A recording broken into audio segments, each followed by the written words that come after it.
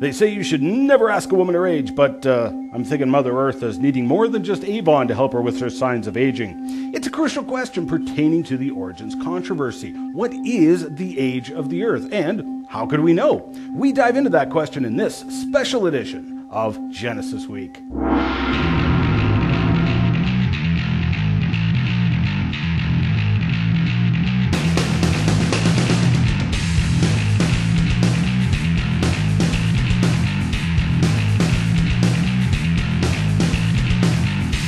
And welcome to this episode of Genesis Week, the weekly program of creationary commentary on news, views, and events pertaining to the origins controversy, made possible by the supporters of CORE Ottawa, Citizens for Origins Research and Education. Excellence in pirate broadcasting, commandeering the airwaves at Miracle Channel when they weren't looking, and broadcasting to you from one of Ben Laden's former caves. The anti-creationists will never find us here as we continue to bring the information they don't want you to see or hear. And we'll give glory to the Creator while doing it. Remember, if you get lost in cyberspace, just punch in wazulu.com or genesisweek.com and you will find us. I'm your host, Ian Juby. The age of the Earth is a crucial subject and a question that many people have, and rightly so. The models of biblical creation and the theory of evolution hold to vastly different ages of the Earth, and indeed the age of the Earth will determine whether either model stands or falls. So let us not wade into this subject lightly, because eternity is indeed on the line. First of all, let's contrast the two models. Evolution demands an Earth many hundreds of millions of years old because evolution is alleged to operate at an exceedingly slow rate. The biblical account of creation, on the other hand, indicates an Earth that is quite young, on the order of some 6,000 years old. Now, this is based on the account of creation in Genesis chapters 1 and 2, but also from other texts in the Bible, such as the genealogies of Matthew and Luke in the New Testament, which give us the genealogies from Christ right through to Adam and Eve, who were created during Creation Week. Now, some might contend that the days of creation in Genesis are not literal days, but for a variety of reasons we know that they are. For example, in his book, The Young Age of the Earth, Dr. John Morris details the Hebrew word for day, which is yom, and its meaning in the Genesis account. Now, if we look elsewhere in the scriptures, we see that every time the word day is used with morning and evening, it was always a literal day. Whenever it was used with light and darkness, it was always a literal day. Whenever it is used with a number, like the first day, second day, third day, etc., it was always a literal day. So when we take a look at the Genesis accounts, each day of creation was listed with morning and evening, light and darkness, and a number. It's as if God looked ahead, knew the questions that we would have today regarding the age of the Earth, and emphasized to us that each creation day was a literal day. Now, what about 2 Peter chapter 3, verse 8? You know, where it says a day to the Lord is like 1,000 years, and 1,000 years to the Lord is like a day. Maybe those days of creation weren't literal days, but figurative, and were really 1,000 years each. Well, if that were the case, you'd have a math problem, because Adam was created day 6, lived through day 7, but died at 930 years of age. Still others suggest that there is a gap of time in Genesis chapter 1 between verses 1 and 2. But as Dr. Jonathan Sarfati pointed out in his book, Refuting Evolution, the Hebrew grammar does not allow a large time gap. Verse 1 is a vav consecutive, verse 2 is a vav conjunctive, verse 3 is a vav consecutive. So, taking the grammar into account, we could rewrite the English translation with the second verse in brackets, like this. In the beginning, God created the heaven and the earth. And the earth was without form and void, and darkness was upon the face of the deep. And the Spirit of God moved upon the face of the waters. And God said, "Let there be light." And there was light. Verse 2 actually connects verse 1 and 3. So there is no long time gap in there. So, making use of the genealogies in the New Testament, and the ages of people throughout the scriptures, we get a ballpark on the age of the earth, according to the Bible, roughly 6,000 years or so. Now, when people learn what the Bible says about the age of the earth, generally they get all sorts of questions racing through their mind. Questions like, but what about the dinosaurs? After all, we're told that the dinosaurs are many millions of years old. Well, in this program, we critically examine scientific claims, so let's start asking some questions. how do we know the dinosaurs are millions of years old? I mean, they don't come with some stamp on them with a date. Can we ascertain the age of the Earth? The idea of an old Earth, millions, perhaps billions of years, was first concocted not by geologists, but by a lawyer, Sir Charles Lyell, trying to explain away the evidence left behind by Noah's flood. I go into detail on this matter in my complete creation video series, so for the sake of time, I won't get into it today. However, Lyell went around the world looking for evidence to back up his new historical sketch of the Earth. His idea was called uniformitarianism, the idea that only slow, present-day processes carved and shaped the Earth. Now, this was a subtle lawyer's tactic. Not at all scientific, because he ruled out the possibility of a past global flood without consideration. He traveled around the globe looking for evidence for long and slow geologic processes, such as the erosion of the Niagara Falls Gorge. Now, he saw the gorge, pulled an estimate out of a hat, and suggested that the gorge was eroding at a mere 1 foot per year. He claimed that the gorge is 30,000 feet long, therefore the gorge must be 30,000 years old, right? Not so fast. Turns out he just made up that erosion rate. The actual erosion rate was considerably higher, 5 to 7 feet per year. The point I wish to make here, though, is Lyell's uniformitarian ideas have permeated the scientific community, and many evolutionary thinkers believe such rates actually do show the Earth is old.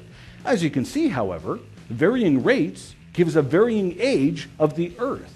So we must take all of this with a grain of salt. With that in mind, is there any way that we can at least get an idea of the age of the Earth? Oh, yes. For example, the human population. In October of 2011, the human population hit an estimated 7 billion people.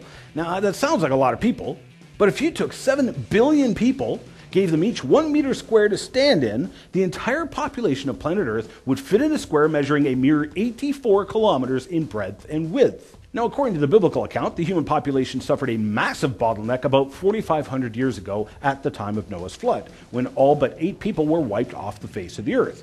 Now, if that is true, then the population growth has been an average of 0.46%, a figure that is conservative when compared to the 2009 CIA World Factbook estimate of 1.092%. However, according to the evolutionary dogma, the human population has been around at least 200,000 years. So if we use our conservative growth rate of 0.46%, starting with a population of 1 couple 200,000 years ago, the present population would have Earth bursting at the seams with 4.138 times 10 to the power of 398 people. That's 4 followed by 398 zeros. I cover this subject in more detail in my Crevo Rant number 71, Earth Population and Time. But for the moment, I will simply point out the astonishing contrast between the creation and evolution models and reality. In this case, creation is clearly the faith that better fits the facts. But the human race also provides another clock by which we can contrast the models from a genetic perspective. Dr. Jonathan Sanford, co-inventor of the gene gun, was a former evolutionist who, because of his own research in genetics, came to the conclusion that evolution was incorrect and that creation in young Earth was correct. Why? Well, as he documents in his book, Genetic Entropy and the Mystery of the Genome, we humans are suffering a measurable rate of genetic decline. Our DNA is wearing out and being overcome by errors over time. The errors are accumulating so fast that the human race cannot be 200,000 years old. In fact, the deterioration rate is so fast that scientific papers have been inspired with titles like The High Spontaneous Mutation Rate. Is it a health risk? Contamination of the genome by very slightly deleterious mutations. Why have we not died 100 times over? Crow's article suggested that the human DNA was deteriorating by as much as 1 to 2% per generation. Brock Lee, author of the Comparative Views on Origins, put together a chart showing the deterioration of the genome at 1 and 2% and how many generations before catastrophic DNA failure. Clearly, the best you can get, based on the more conservative figures, is perhaps a few hundred generations. At an average of 30 years per generation, that's still only a few thousand years, a far, far cry from the hundreds of thousands of years of alleged human ancestry. Forget about our hominid ancestors. We also know that Earth's electromagnetic field is weakening. We need this field for life on Earth. Now, while the weakening field is a concern, it's a bigger concern when you start going back in time and experiencing a stronger field. Dr. Thomas Barnes pointed out the Earth's electromagnetic field is weakening at a half-life of about 1,400 years. In other words, 1,400 years ago it was twice as strong as it is now. 2,800 years ago it was 4 times as strong. 4,200 years ago it was 8 times as strong, etc. Going back a mere 25,000 years ago, a drop in the bucket of the evolutionary timescale, the Earth's magnetic field would have approached that of a magnetic star, and life on Earth would be impossible. Again, creation is the faith that seems to fit facts far better than the evolutionary faith. From a geological perspective, we have a massive erosion problem for deep time. The mountains are being eroded at known rates, which are surprisingly high. Some 27.5 billion tons of rock per year. There's about 383 quadrillion tons of continental crust above sea level. So simply dividing the known erosion rate into the known volume of continental crust, we can calculate that the continents would be eroded flat in a mere 14 million years. Yet, according to mountain experts Ollier and Payne, all the mountains around the world rose up at the same time, some 55 to 80 million years ago. We got a problem here. We have lots of large, sharp, and uneroded mountains all over planet Earth, indicating those mountains are very young. Some of the most profound evidence comes from the fossil record itself of what sure appear to be human and dinosaur footprints together. Dr. Louis Jacobs was the former president of the Society for Vertebrate Paleontology, the Society of Dinosaur Diggers. He stated in his book, Quest for the African Dinosaurs, the co-occurrence of men and dinosaurs would dispel an Earth with vast antiquity. The entire history of creation, including the Day of Rest, could be accommodated in the 7 biblical days of the Genesis myth. Evolution would be vanquished. In other words, if men and dinosaurs lived together, it would mean 3 things. The Earth was young, on the order of 6,000 years old. The biblical account of creation would be correct. Evolution would be incorrect. Now, he said it, not me. I'm just agreeing with him. Well, in my museum, I have numerous fossil human footprints found among, sometimes inside, fossil dinosaur tracks. And in one case, a dinosaur track that stepped upon a human track. I also show numerous human artifacts and fossils found in rock layers dated by the evolutionists as older than the dinosaurs. I go into detail on the fossil human footprints in other episodes of Genesis Week, but for the moment the implications are clear. This means the Earth is 6,000 years old, creation is the faith that fits the facts, and evolution is the faith that the facts have failed. So what about all those dating methods for rocks?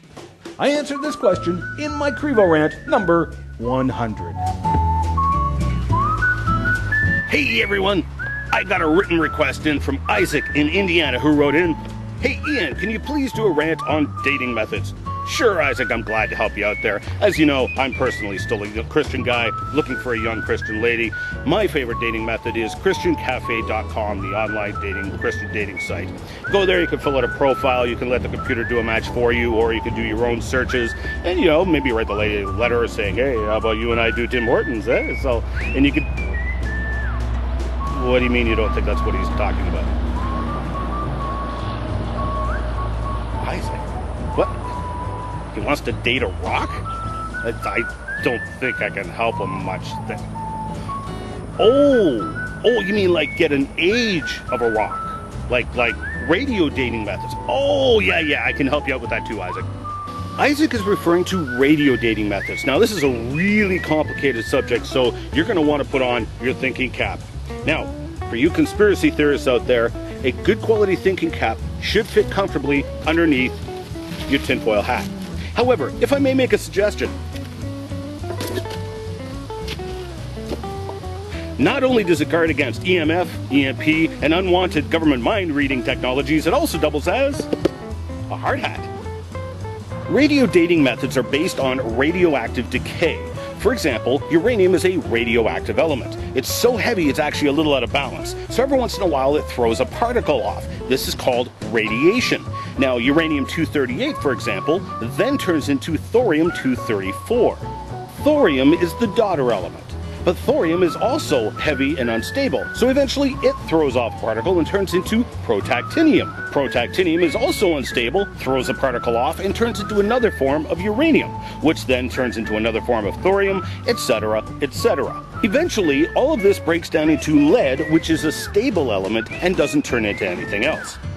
We can measure in a lab how long it takes for each of these breakdowns to occur. So, theoretically, we can take a look at a rock, examine the ratio of parent to daughter radioactive elements, and get a rough time scale and even be able to guess as to how old that rock is. But these radio dating methods invariably give ages of millions to billions of years. The Bible says the Earth is only 6,000 years old. So do these radio dating methods contradict the biblical account of creation and the age of the Earth? In short, no. Take, for example, the Uinkaret lava flows which flowed into Grand Canyon. These rocks were dated using a battery of radio dating tests. 6 different potassium argon tests were run, getting ages of between 10,000 years old to 117 million years old. 5 rubidium strontium tests said the rocks were actually 1.27 billion years old to 1.39 billion years old. The lead dating method said the rocks were in fact 2.6 billion years old. Rubidium strontium isochron method said that no, the rocks were actually 1.34 billion years old. Rubidium strontium isochron is supposed to be the holy grail of radio dating methods, not only to ascertain the age of a rock, but actually able to give us an indication of how accurate the age is, or if the rock has been contaminated. So which age is the correct age? We have a spread of ages different by a factor of 260,000.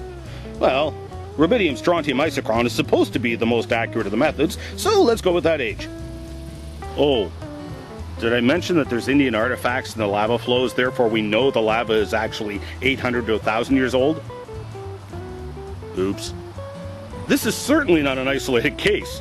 A typical old Earth geologist will reply with contamination. Well, obviously we have the wrong answer, therefore the sample must have been contaminated. Wait a minute, that's shooting yourself in the foot.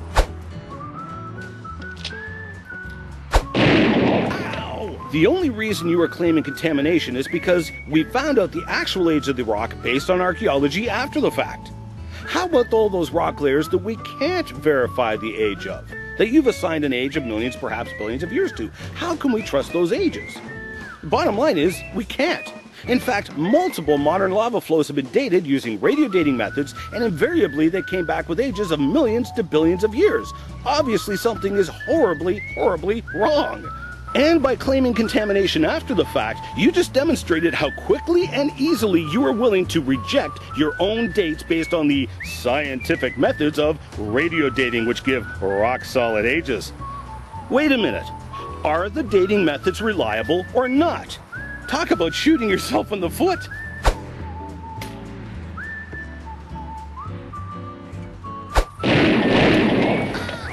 In fact, geologists really do pick and choose whatever dates they want. Don't believe me?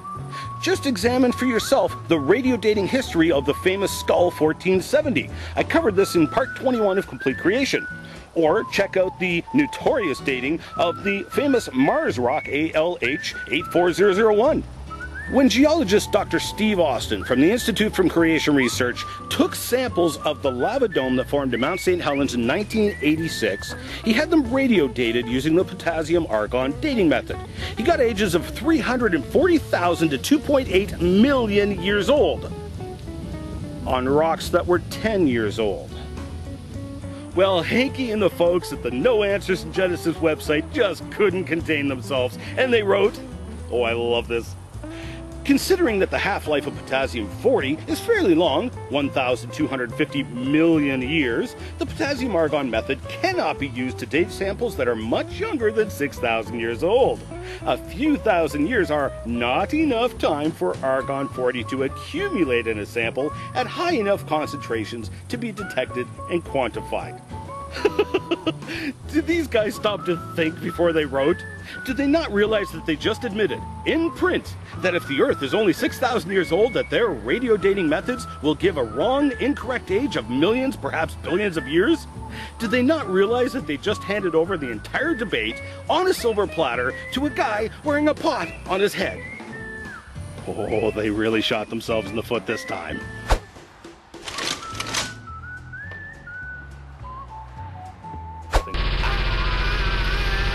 Plus, their claim gets more and more preposterous when you examine it. They said there was not enough time for argon to collect. Well, actually, that wasn't the problem. That's like saying this glass of water actually only has 1 drop of water in it. But the amount is so small that our scientific equipment, which is insanely expensive, can't read that small an amount. That's why it shows the glass falsely as being full when in fact it only has 1 drop. What school did these guys go to? If your scientific equipment can't read that small an amount, it's going to read an amount of 0, not a full glass.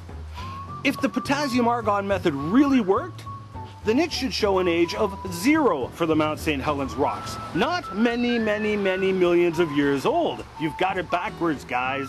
Lastly, Henke just admitted in print one of the subtle assumptions you never hear about in radiometric dating, the assumption that the rock is millions of years old. Another subject you never hear brought up with radio dating is calibration. When a scientific method is developed, it is calibrated using known benchmarks. Well, when radio dating was invented, it was calibrated using the ages assigned to the rocks by evolutionary theory. Ages that were arbitrarily assigned. For example, in 1905, we knew that the dinosaurs were 8 million years old. In 1927, we knew that the dinosaurs were 30 million years old. In 1941, we knew that the dinosaurs were 150 million years old. Just as the ages of the dinosaurs and the rock layers that are in have changed over the years, so have the ages of the radio dating methods used to date those rocks. It's changed right along with our knowledge and what we know about the age of the rocks. If the radio date does not line up with the evolutionary assumptions, the radio date is assumed to be incorrect and it is thrown in the garbage.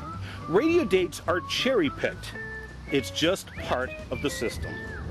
In fact, in what has to be the ultimate irony, we can calibrate the radio dating methods.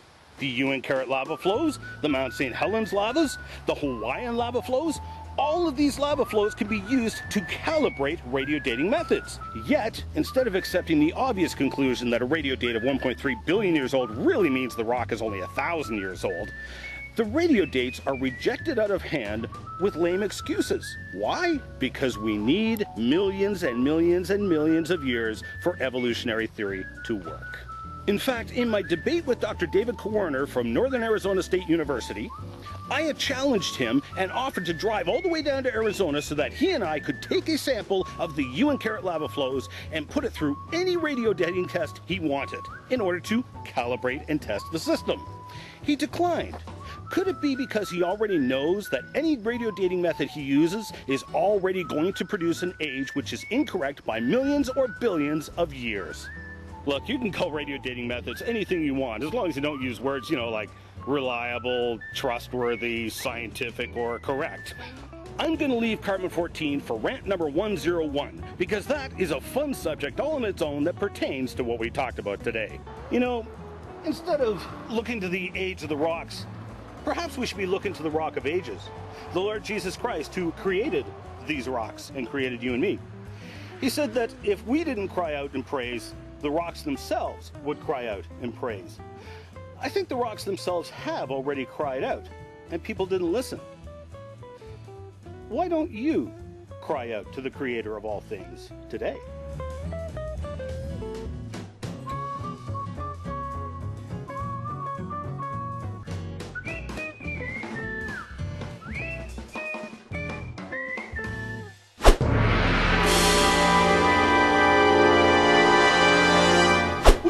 Mail for me?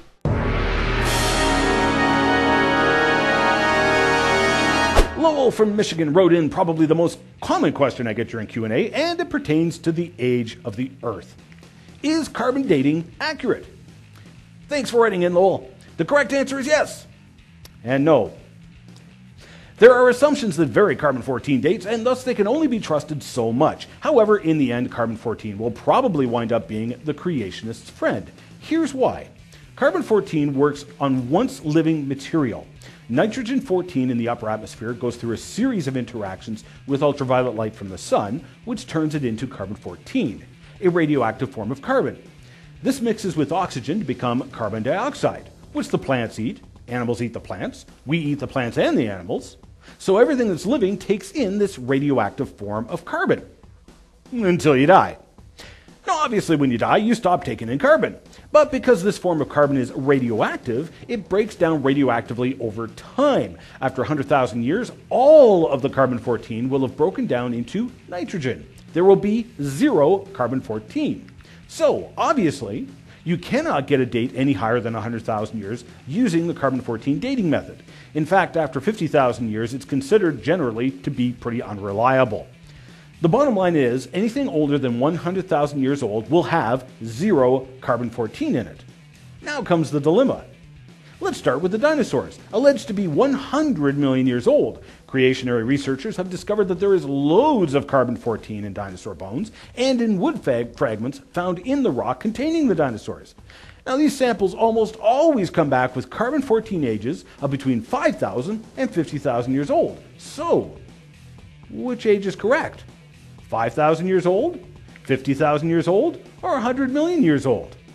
In fact, if we take a sample of any biomatter from anywhere in the geologic column, it almost always comes back with lots of carbon-14, usually giving a C14 age of between 5,000 and 50,000 years old. Samples with carbon-14 have been taken from coal seams, supposedly 300 million years old, natural gas wells, alleged to be 300 million years old, crude oil wells, supposedly 300 million years old, carbon dioxide wells, supposed to be 500 million years old, mammoth bones, wood fragments scattered throughout the geologic column, and even diamonds, which are supposed to be 1 to 3 billion years old. They all contain lots of carbon-14. The implications are obvious. We find young carbon-14 samples throughout the geologic column, which are supposed to be many hundreds of millions of years old. This shows that the hundreds of millions of years is actually science fiction. The Earth and the geologic column are young, on the order of thousands of years. Well, that's it for this week's show. Thank you so much for watching. Remember, if you're watching on YouTube, you can share this program with your friends on TwitFace+ using the convenient share button down below. You can send in comments and questions through a variety of channels. You can email us at comments@genesisweek.com, or you can also send us a tweet at GenesisWeek, or head to genesisweek.com, which is our YouTube channel, and leave a comment under the appropriate show. I'm your host, Ian Juby, reminding you of the words of our Creator, the Lord Jesus Christ, who said, "I am the way, the truth, and the life. No man comes to the Father but through me." See you next week as we pursue the truth. We need your support to help keep this program on the air. You can help by making a tax-deductible donation to Core Ottawa, Canada North Post Office Box 72075, Ottawa, Ontario, K2K2P4. You can also sign up for Ian's newsletter detailing current research and news items at ianjuby.org.